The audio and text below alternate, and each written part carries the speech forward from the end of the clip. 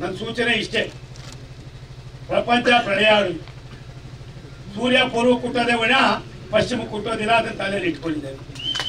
ಸೂರ್ಯ ಪಶ್ಚಿಮ ಕುಟ್ಟೋದಿಲ್ಲ, ಪೂರ್ವಕ್ಕೆ ಹುಟ್ಟೋದು, ಇದನ್ನ ದಯವಿಟ್ಟು ತಲೆಯಲ್ಲಿ ಇಟ್ಕೊಳ್ಳಿ. ನಾವ್ಯಾರು ಶಾಶ್ವತ ಅಲ್ಲ, ನಾವ್ಯಾರು ಶಾಶ್ವತ ಅಲ್ಲ.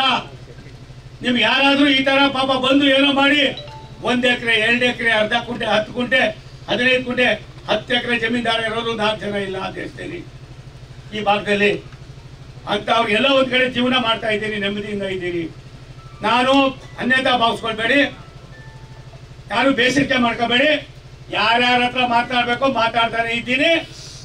ಎಲ್ಲಿವರೆಗೆ ಅಂಟಿಲ್ಲ ಅನ್ಲೆಸ್ ಈ ಯೋಜನೆ ಏನಿದೆ ಇದು ಮಾಡಿರ್ತಕ್ಕಂಥದ್ದು ಒಂದು ತಗೊಂಡು ಬನ್ನಿ, ಇನ್ನೊಂದು 15 TMC ಹಾಕಿ, ಅದಕ್ಕೆ ಬೇಕಾದ್ರೆ ಕರೆಂಟ್ ಇಲಾಖೆ ಇದು ಮಾಡಿ, ಏನ್ ಬೇಕಾದ್ರೂ ಮಾಡಿ. ನಿಮ್ ಕೈ ದುಡ್ಡಿಲ್ದಾರೆ ಭಾರತ ಸರ್ಕಾರದಲ್ಲಿ ಸನ್ಮಾನ್ಯ ನರೇಂದ್ರ ಮೋದಿ ಅವ್ರ ಕೈಕಾಲು ಹಿಡಿದು ಹಣವನ್ನು ಕೊಡ್ತೀನಿ ಆ ಯೋಜನೆಗೋಸ್ಕರವಾಗಿ.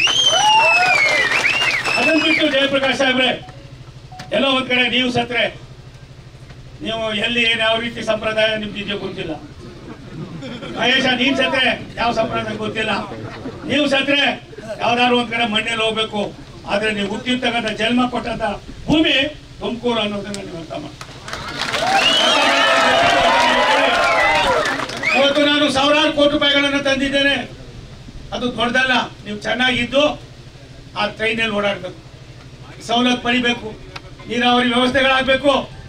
ಯಾರೋ ಏನೋ ಅನ್ನೋದಕ್ಕಿಂತ ಹೆಚ್ಚಾಗಿ ಹಿರಿಯರಾದ ಬಸವರಾಜಣ್ಣ ಅವರು ಇಲ್ಲಿದ್ದಾರೆ, ಅವ್ರ ಮಾರ್ಗದರ್ಶನ ಇದ್ದಾರೆ. ನನಗೇನೂ ಗೊತ್ತಿಲ್ಲ ನೀರಾವರಿ ಬಗ್ಗೆ, ನಾನು ಅದ್ರ ಬಗ್ಗೆ ತಲೆನೇ ಕೆಡಿಸ್ಕೊಂಡಿಲ್ಲ. ನನ್ನ ಸಹೋದರಿ ಮೇಡಮ್ನವರು, ನಾನು ಜಮ್ಮುನಲ್ಲಿದ್ದೆ, ನನಗೆ ಫೋನ್ ಮಾಡ್ತಾರೆ ರಾತ್ರಿ 11 ಗಂಟೆಗೆ, ನೀವು ಬರಬೇಕಾಗಿತ್ತು. ನಾನು ಬಂದು ಸ್ಟ್ರೈಕ್ ಆಗಿ ಇದಾಗಿದ್ರೆ ನಾನು ಒಬ್ಬ ಗೌಪ್ಯತೆಯನ್ನು ಕಾಪಾಡ್ತೀನಿ ಅಂತ ನೀವೇ ಕೊಟ್ಟಿರೋ ಅಧಿಕಾರ MP.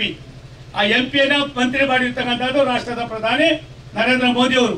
ಆ ಗೌಪ್ಯತೆಯನ್ನ ಇಲ್ಲ ಅಂದ್ರೆ ಇಲ್ಲಿ ಮುಂದಿದ್ದಾರಲ್ಲ ಇವರೆಲ್ಲ 2 ನಿಮಿಷಕ್ಕೆ ಹೊಡಿತಾರೆ, ಅದನ್ನು ನನ್ನ ಕಿತ್ತಾಕ್ತಾರೆ. ಆಮೇಲೆ ನಾನು ಕೂಡ ಒಬ್ಬ MP ಆಗಿರ್ಬೇಕು.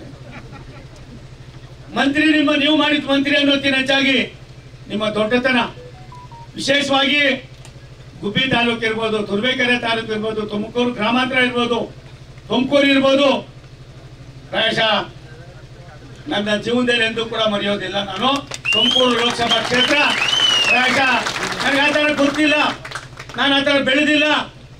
ನಾನು ಪ್ರವಾಹದ ವಿರುದ್ಧ ಈಜಿರೋನು. 2 ಕಡೆ ಸೋತಂತ ಸೋಮಣ್ಣನ ನಮ್ಮ ರಾಷ್ಟ್ರದ ಪ್ರಧಾನಿಗಳು, ರಾಷ್ಟ್ರದ ಗೃಹ ಮಂತ್ರಿಗಳು ನನ್ನನ್ನು ಕರೆಸಿ ನಿಮ್ಗೆ ಕಳಿಸಿದಾಗ ನನ್ನದಾದಂಥ ಗದಾ ಪ್ರಹಾರ ಅಪಪ್ರಚಾರ ಯಾವ ರೀತಿ ಇತ್ತು ಅನ್ನೋದು ನಂಗೆ ಗೊತ್ತಿದೆ. ನಿಮ್ಮ ಒಂದೊಂದು ಓಟು ಕೂಡ ನನ್ನ ರಕ್ತದಲ್ಲಿದೆ. ಪ್ರಾಯಶಃ ನನಗನ್ನಿಸ್ತದೆ ಈ ಸರ್ಕಾರದಲ್ಲಿ ಸನ್ಮಾನ್ಯ ಶಿವಕುಮಾರ್ ಅವ್ರನ್ನ, ಸನ್ಮಾನ್ಯ ಸಿದ್ದರಾಮಯ್ಯನವ್ರನ್ನ, ಅವರ ಮನಸ್ಸನ್ನು ಗೆಲ್ಲುವ ಜೊತೆಯಲ್ಲಿ ನಮ್ಮ ಉಸ್ತುವಾರಿ ಮಂತ್ರಿಗಳಾದ ಸನ್ಮಾನ್ಯ ಡಾಕ್ಟರ್ ಪರಮೇಶ್ವರ್ ಅವರು ಮೊನ್ನೆ ದಿನ ನಾನು ಅವ್ರನ್ನ ಭೇಟಿ ಮಾಡಿದ್ದೆ. ನಮ್ಮ ಮನೆಗೆ ಅವ್ರಿಗೆ ನಾನೇ ಬರ್ತೀನಂದೆ, ಅವರೇ ನಮ್ಮ ಮನೆಗೆ ಬಂದರು. ಸುಮಾರು 1 ಗಂಟೆಗೂ ಮೇಲ್ಪಟ್ಟು ಮಾತನಾಡುವಾಗ ಅವರ ಕಳಕಳಿ ಏನು ಅನ್ನೋದನ್ನು ವ್ಯಕ್ತಪಡಿಸಿದ್ದಾರೆ.